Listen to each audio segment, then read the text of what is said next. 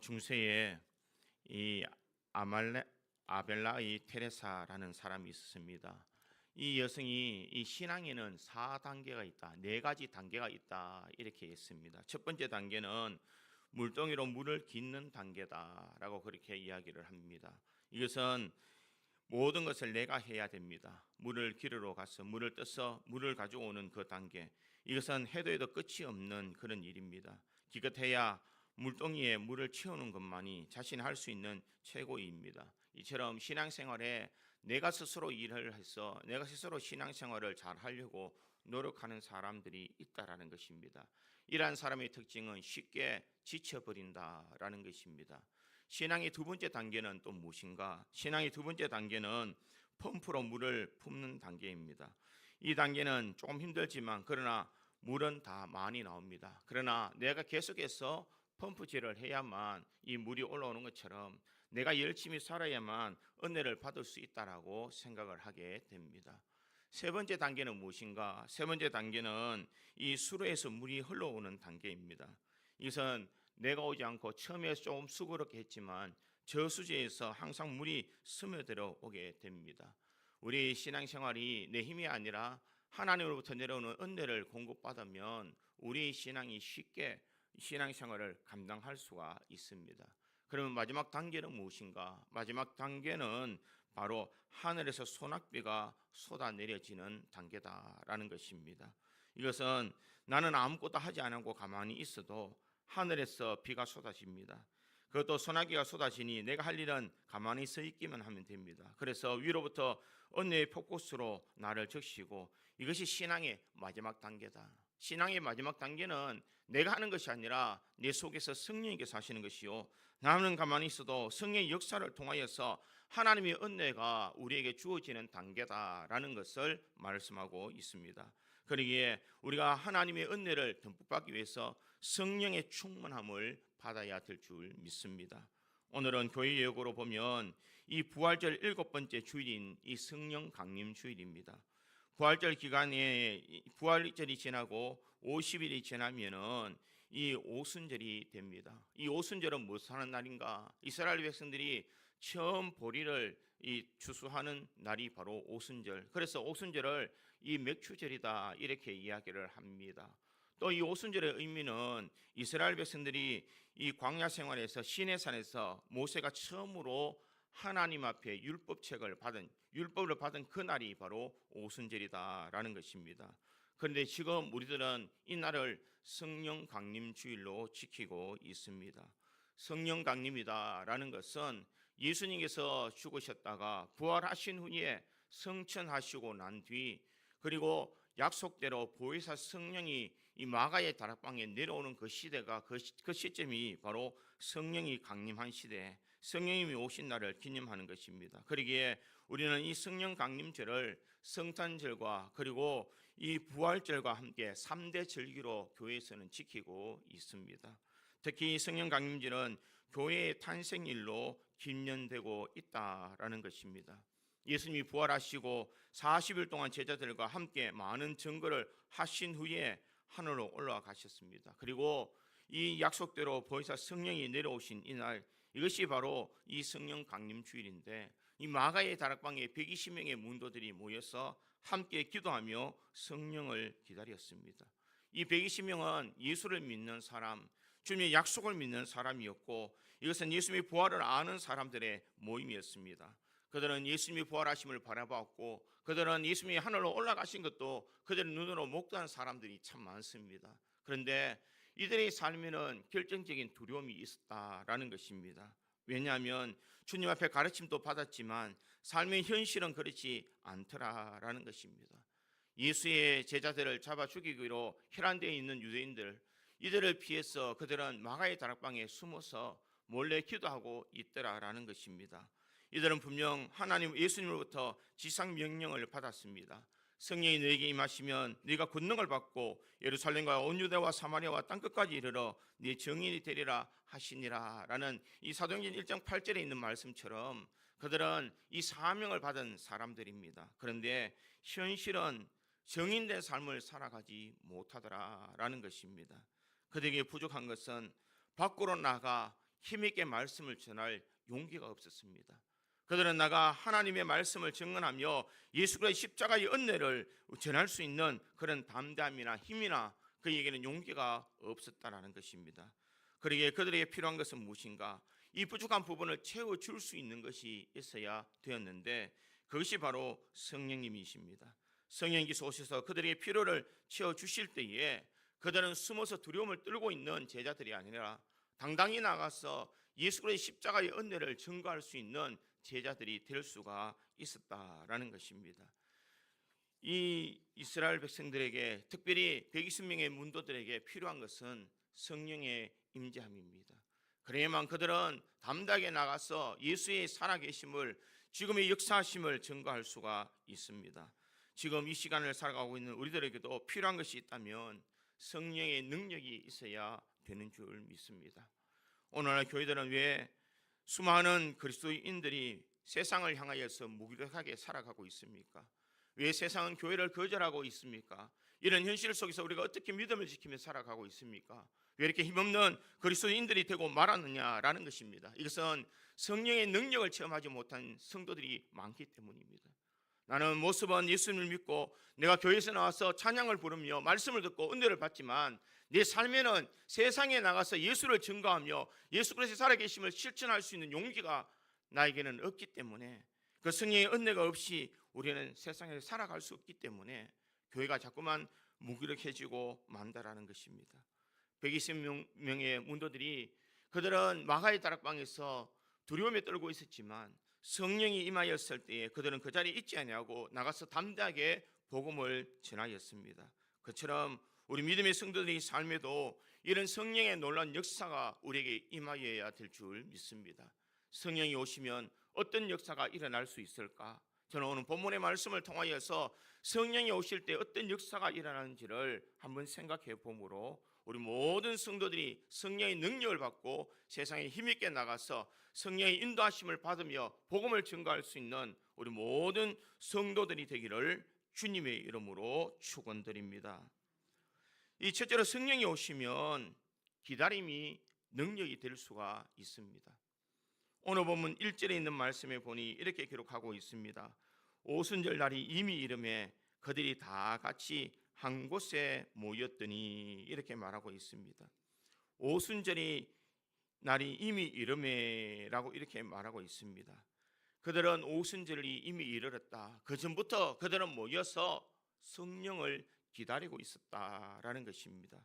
여기에서 오순절이 이미 이르렀다라는 이 말은 그 기다림의 시간이 이르렀다라는 것입니다. 이르렀다라는 그 말에 이 헬라 원문은 심플레로라는 그런 말입니다. 이 말은 가득 채워졌다라는 말입니다. 가득 채워졌다. 무엇이 가득 채워졌느냐? 주님이 오실, 주님이 임하실 그 시간이 다 되었다라는 것을 말하고 있습니다. 성령을 받고 하나님의 좋은 열매가 나타내는 것은 그냥 되어지는 것이 아니더라는 것입니다. 그들에게는 기다림의 시간이 있었고 기도의 시간이 있었습니다.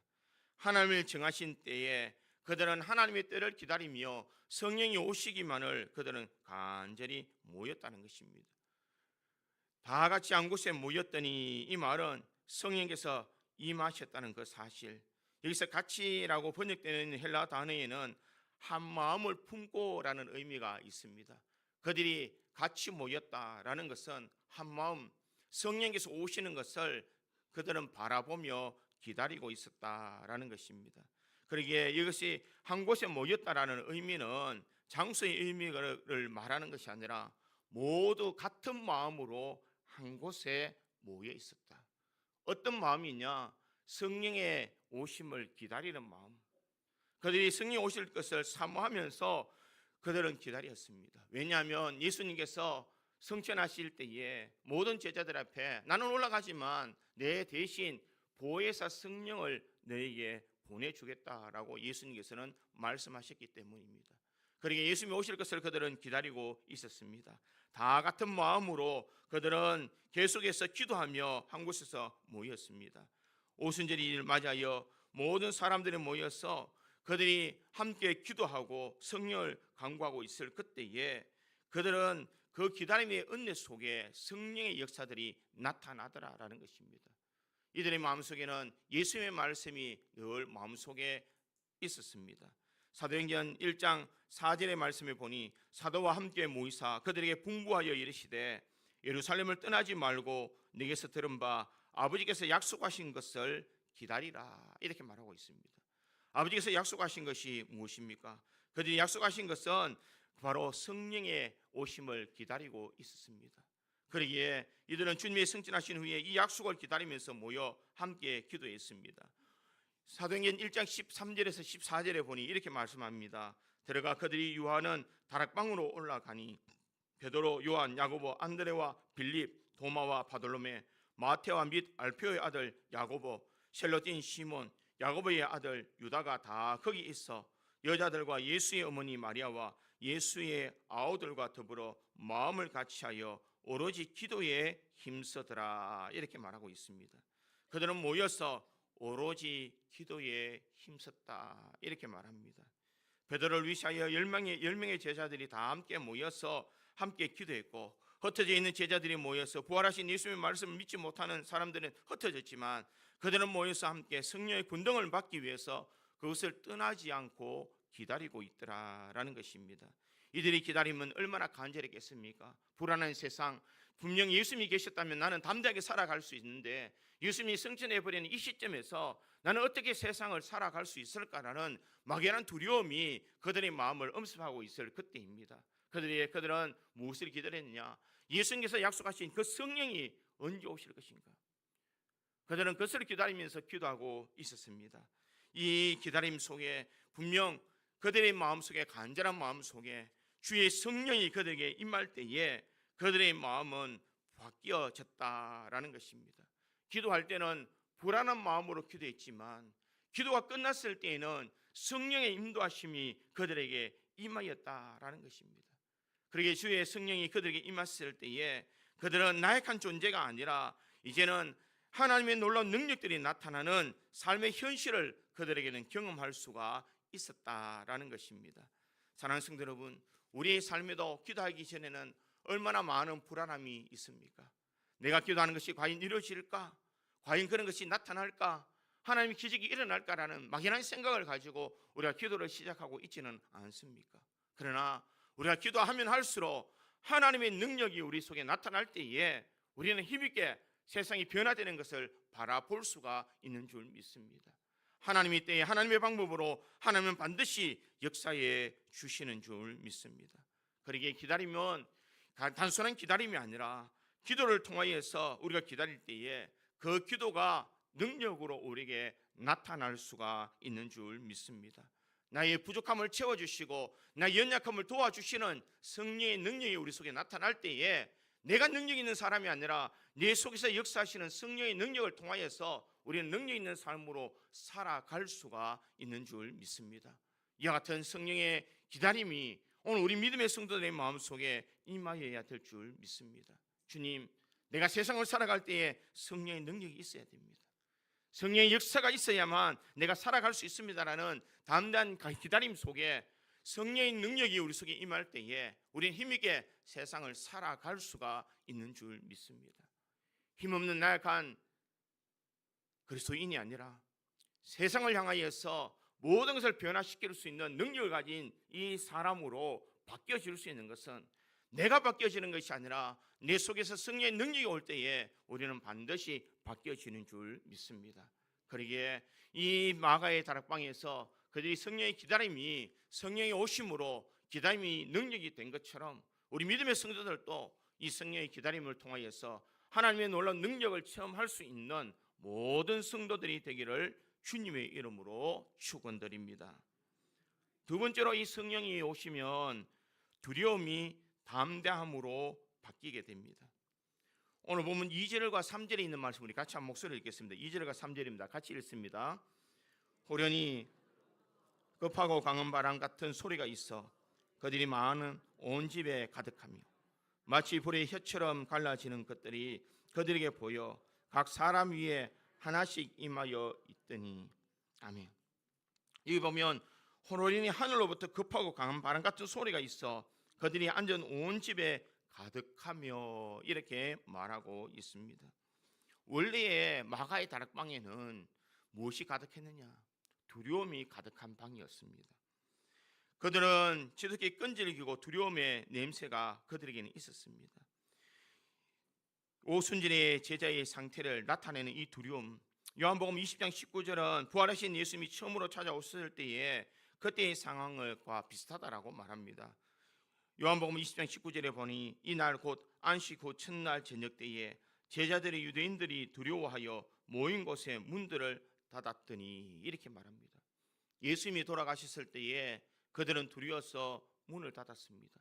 왜 그들은 두려워서 문을 닫았을까? 그냥 닫은 것이 아니라 그 안에 자물쇠를 단단히 차고 빗장을 걸어 잠갔습니다. 왜냐하면 그들의 삶에는 두려움이 있었기 때문입니다.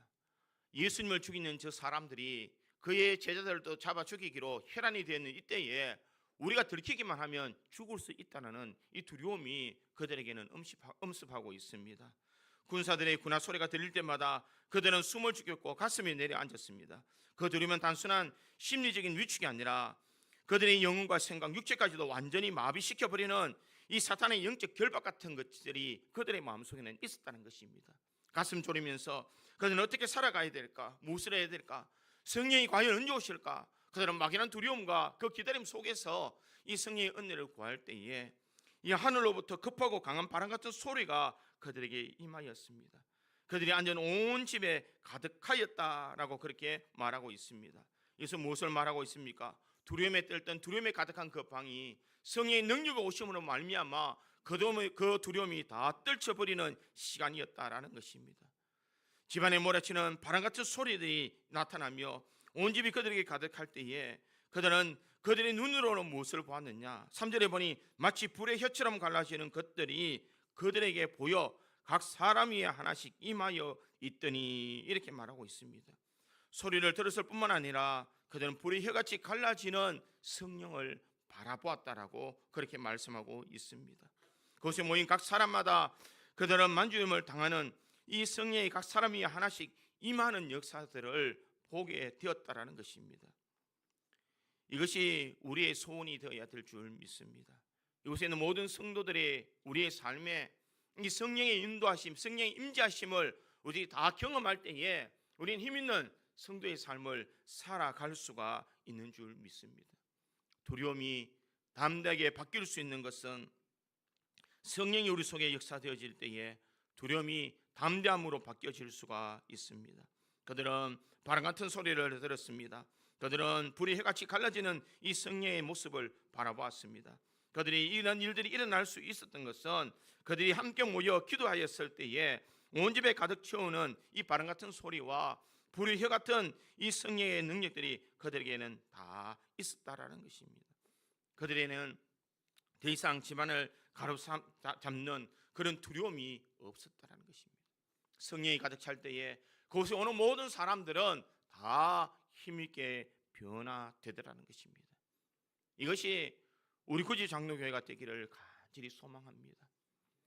두려움이 있는 사람들이 이곳에 와서 성령의 능력을 다 받을 수 있는 하나님의 전이 되기를 간절히 소망합니다. 걱정과 근심 있는 사람들이 이곳에 와서 하나님의 능력을 바라보고 우리가 주의 은혜를 구할 때 성령이 우리 속에 임하였을 때에 우리는 걱정과 염려가 아니라 하나님의 역사와 은혜를 바라보면서 찬송할 수 있는 장소가 되어야 될 줄 믿습니다. 구약에도 보면 이런 장소가 있었습니다. 이 구약에 보면 라마나요시라는 장소가 있습니다. 라마는 사무엘의 출생지요 고향입니다. 사무엘을 쓴 자는 사사로서 베델을 길가 미스바 등 순회하면서 모든 백성들을 말씀으로 가르쳤고 그들을 다스렸습니다. 그런데 자신이 부었던 이 다윗이 이 사울의 미움을 타서 도망자의 삶을 살아가게 됩니다.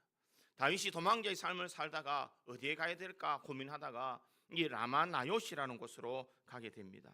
그곳에서는 바로 이 사무엘이 많은 제자들을 가르치는 신학교와 같은 장소였고 그곳에 있는 모든 사람들은 다 성령의 능력으로 감동을 받은 사람들입니다. 이 소식을 들었던 사울이 다윗을 잡아오라고 사람들을 보내게 됩니다. 사람들이 그곳에 갔을 때에 그들이 오지 않는 것입니다. 두 번째 사람을 보냈더니 두 번째 사람도 오지 않습니다. 세 번째 사람을 보내니 세 번째 사람도 오지 않습니다. 성경은 다 그들이 하나님의 영이 임하여서 그것에서 예언을 하고 방언을 하였다라고 그렇게 말을 합니다.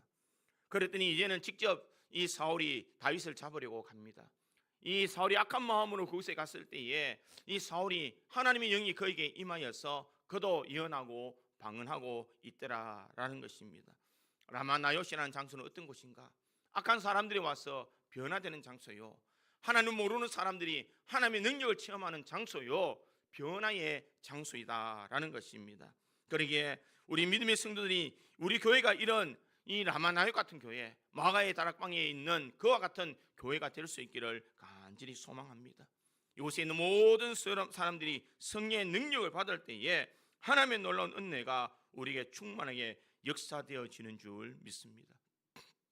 사랑하는 성도 여러분, 성령의 역사를 아직까지 체험하지 못했다면 우리는 간절한 마음으로 성령을 기다리며 사모해야 될 줄 믿습니다. 주님, 나에게도 성령의 역사를 경험하게 해주십시오. 나에게도 변화의 역사가 일어날 수 있는 은혜를 다하여 주십시오. 하나님의 영역이 내 속에 임할 때에 주님께서 주시고자 약속했던 그 성령이 나에게 나타나게 하여 주시옵소서라고 우리가 간절히 기도하고 나아갈 때에 성령이 우리에게 임하여지는 줄 믿습니다. 요한복음 14장 16절에 보면 예수님께서 이 보혜사의 임함을 이렇게 말합니다. 내가 아버지께 구하겠으나 그가 또 다른 보혜사를 너에게 주사 영원토록 너희와 함께 있게 하리니, 이렇게 말하고 있습니다. 성령이 우리 속에 함께 하기 위해서 이 하나님 예수님께서 이 성령을 보내주신다라고 그렇게 말씀하고 있습니다. 사랑하는 성도 여러분, 성령은 언제 우리 속에 들어오게 됩니까? 우리가 회개하고 예수 이름으로 세례를 받을 때에 성령을 선물로 받는 줄 믿습니다. 내가 예수를 그리스도 믿는 믿음이 있는 사람에게는 분명 성령의 역사가 우리 속에 임하여 있다는 것을 잊지 말아야 합니다. 그러기에 성령의 능력이 나타나면 우리에게는 두려워하는 마음이 아니라 이 모든 것을 이길 수 있는 능력이 나타날 수 있습니다. 디모데후서 1장 7절에 보니 하나님이 우리에게 주신 것은 두려워하는 마음이 아니요 오직 능력과 사랑과 절제하는 마음이니, 이렇게 말하고 있습니다. 하나님이 우리에게 주신 마음은 두려워하는 마음이 아니라는 것입니다.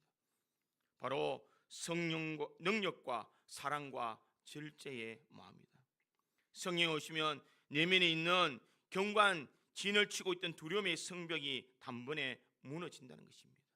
세상이 감당할 수 없는 하늘의 거룩하고 담대함이 우리에게 임하여진다는 것입니다. 사탄이 항상 우리를 무너뜨리려고 하나님 앞에서 우리를 배신시키려고 두려움이라는 독화살을 늘 쏘아댈 때에 우리는 끊임없이 두려움에 사로잡혀 살 때가 많습니다. 우리가 가만히 보면 얼마나 많은 걱정과 근심을 가지고 살아갑니까? 이러다가 내가 망하면 어떨까? 내 몸이 몹쓸 이 병에 걸리면 어떻게 하지? 내 자녀가 실패하고 세상에서 도태된다면 어떻게 할까? 내가 노후에 먹고 살 돈이 없어서 비참하게 버려지지는 않을까 하는 수많은 두려움이 우리의 삶에 날마다 우리를 공격하고 있습니다. 그러나 이것은 우리에게 이 불안 속에서 담대하게 살아갈 수 있는 것은 성령이 우리 속에 역사되어질 때에 이 두려움을 몰아칠 수 있는 하나님의 능력을 바라볼 수가 있는 줄 믿습니다. 걱정 근심이 변하여 기쁨과 찬송이 될 수 있는 은혜가 성령의 능력을 통하여서 우리에게 나타나는 줄 믿습니다. 그러기에 우리는 사람의 시선을 두려워할 것이 아니라 우리는 하나님의 살아계심을 바라볼 수 있기를 간절히 소망합니다. 물질의 위기 앞에 두려움을 떨고 있는 사람이 아니라 나를 도와주시고 함께해 주시는 그 성령의 능력을 바라보면서 우리가 힘있게 살아갈 때에 세상을 능히 이겨나갈 수가 있는 줄 믿습니다. 그러기에 우리는 성령의 충만함을 받고 성령의 인도하심을 경험할 수 있기를 간절히 소망합니다. 성령의 은혜가 우리 속에 임할 때에 아버지의 능력이 우리 속에 나타날 때에 우리는 힘없는 인생이 아니라 힘있는 사람으로 살아갈 수가 있는 줄 믿습니다. 우리는 바람을 일으킬 수는 없지만 불어오는 바람을 맞아 돛을 펼 수 있는 그런 일을 할 수 있습니다. 우리의 갈망은 바람을 만드는 것이 아니라 바람을 맞을 돛을 준비하는 것이요, 우리가 돛을 준비하고 하나님께 활짝 펼치기만 하면 하나님께서 성령으로 다 채워주신다는 것을 우리가 잊지 말아야 됩니다. 그러기 우리가 도설피는 장면으로 우리는 하나님 앞에 이 기도해야 될 줄 믿습니다. 현실의 높은 벽 앞에 내 자신이 너무나 초라하고 작아 보이지만 우리가 하나님 앞에 무릎 꿇고 기도할 때에 우리 앞에 있는 모든 문제가 다 해결되어질 수가 있습니다. 성령의 능력을 힘입어서 기도할 때에 하나님의 역사는 반드시 나타날 수가 있는 줄 믿습니다. 자녀를 위해서 여러분 밤새 기도하며 성령 인도하심을 받으시기를 바랍니다. 물질의 고민 앞에서 내가 부대 위기 속에서 재정적인 압박 속에서 얘를 어떻게 살아가야 할지 모르는 가슴 찌어짜는 그런 아픔 속에서 우리는 하나님의 은혜를 구하면서 기도할 때에 그 하나님의 은혜와 능력이 나타날 때에 그것이 역전되어져서 하나님의 놀라운 은혜를 체험할 수가 있는 줄 믿습니다. 그리고 우리 두려움의 무게는 주님 앞에 다 맡겨야 됩니다. 하나님 앞에 맡길 때에 하나님께서 이 두려움이 변하여서 하나님의 능력을 바라볼 수 있는 은혜가 될 수 있도록 역사해 주십니다. 그리고 이사야 선지자는 이사야 41장 10절에 이렇게 말합니다. 두려워하지 말라, 내가 너와 함께함이라. 놀라지 말라, 나는 네 하나님이 됨이라. 내가 너를 굳세게 하리라. 참으로 너를 도와주리라. 참으로 나의 의로운 오른손으로 너를 붙들리라.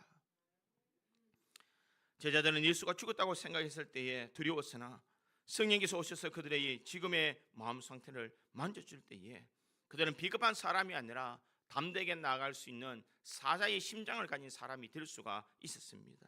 그러기에 우리의 삶에도 마찬가지인 줄 믿습니다. 나는 아무것도 할 수 없는 나약한 그리스도인처럼 보이지만 내 속에 성령님께서 오시면 내 모든 마음과 생각을 다 바꾸어 줄 줄 믿습니다. 오늘도 내 뒤에 만군의 여호와가 계신다는 것을 생각하며 내 속에 성령의 역사를 통하여서 우리는 담대하게 세상을 이겨나갈 수 있다는 것을 기억하며 우리가 세상을 이길 수 있는 우리 믿음의 성도들이 되기를 간절히 소망합니다. 성령이 오시면 두려움이 담대함으로 바뀌게 됩니다. 내가 예수를 믿음이 부끄러움을 느낀다면 내 속에 성령의 역사를 통하여서 예수를 자랑할 수 있는 우리 믿음의 성도들이 되기를 간절히 소망합니다. 내가 세상에 나가서 가정에서 힘없는 그리스도인이었다면 성령이 내 속에 오실 때에 힘있게 말씀을 증거하며 하나님의 살아계심을 증거할 수 있는 담대함이 우리 속에 나타나는 줄 믿습니다. 이와 같은 은혜가 우리 믿음의 성도들의 삶에 역사되어지기를 주님의 이름으로 축원드립니다. 세 번째로 이 성령이 오시면 복음의 증인이 됩니다. 오늘 본문 4절에 있는 말씀에 보니 이렇게 기록합니다. 그들이 다 성령의 충만함을 받고 성령이 말하게 하심을 따라 다른 언어들로 말하기를 시작하니라. 이렇게 말하고 있습니다. 성령이 오신 궁극적인 목적은 무엇이냐? 우리끼리 골방에 모여서 신비한 체험을 나누는 것이 목적이 아니라는 것입니다. 성령이 오시는 그 목적은 복음의 증인으로 세상에 잠자는 세상을 깨우고 죽어가는 영혼들을 살리기 위해서 우리에게 이 성령을 주신 줄 믿습니다. 제자들이 성령의 충만을 받고 다른 언어를 말하기 시작했는데 이것은 자의적으로 그들이 일어난 것이 아니라는 것입니다. 오늘 말씀은 뭐라고 말씀하고 있습니까? 성령이 말하게 하심을 따라 이렇게 말하고 있습니다. 그들은 성령의 충만을 받고 성령이 말하게 하심을 따라라는 것입니다. 그들은 일상에 나누는 대화가 성령의 인도하심을 따라 나누는 말로 바뀌었다라는 것입니다. 제자들의 혀와 입술 그리고 그들의 사상과 마음 전체가 성령이 주관하시는 말씀대로 그들은 담대히 복음을 전하는 사람들이 되었다라는 것입니다. 내 고집과 내 아집과 내 주장만 내세우는 입술이 아니라 예수 그리스도의 대언자의 입술로 완전히 바뀌었다라는 것을 말하고 있습니다. 그들은 성령의 말하게 하심을 따라 다른 언어들로 말하기를 시작하니라 이렇게 말하고 있습니다. 다른 언어, 이것을 바꾸어 말하면 방언이다 이렇게 말할 수가 있습니다. 이 사도행전 2장 6절과 7절에 보니 이렇게 말하고 있습니다. 이 소리가 나매 큰 무리가 모여 각각 자기의 방언으로 제자들이 말하는 것을 듣고 소동하여 다 놀라 신기하게 여겨 이르되 보라 이 말하는 사람들이 다 갈릴리 사람이 아니냐 이렇게 말하고 있습니다. 이 사람들은 각지 모든 지역에서 온 사람들입니다. 통역이 없는데도 그들이 말하는 것이 들려질 때에 그 말이 각 나라의 방언으로 다 들려지게 되더라라는 것입니다. 그들이 성령의 역사가 임할 때에 그들의 귀가 열려서 복음을 담대히 전하는 사람이 되었고 이 복음을 전할 때에 각 나라에 있는 모든 사람들이 자신의 방언으로 다 듣게 되더라라는 것입니다. 여러분, 우리가 전도할 때에 왜 전도하지 못합니까? 왜 복음을 증거하지 못합니까? 우리에게는 걱정이 너무 많습니다. 두려움이 너무 많습니다. 내 말을 말하면 저 사람이 나를 무시하지 않을까? 내가 이렇게 말하면 이상한 사람으로 취급하지 않을까? 내가 이렇게 말하면 저 사람이 과연 알아들을 수 있을까? 괜히 내가 말해서 내 인격만, 나만 이상한 사람이 되고 있지는 않는가? 우리는 그렇게 생각하고 있지는 않느냐는 것입니다. 모든 사람들이 그렇게 생각할 때에 성령이 내 속에 역사되어진다면 우리는 표적을 따라 하나님의 놀라운 능력들을 감당할 수 있는 믿음의 사람들이 될 수가 있는 줄 믿습니다. 내가 말하는 것이 아니라 내 속에서 역사하시는 성령께서 말씀하시는 줄 믿습니다. 나는 연약하지만, 나는 부족하지만, 나는 아둔하지만 성령이 내 속에서 역사하실 때에 능력이 그에게 나타나는 줄 믿습니다. 그리고 우리에게는 이 성령의 능력을 받을 때에 성령이 오시면 우리는 복음을 전하는 정인된 삶을 살아갈 수가 있습니다.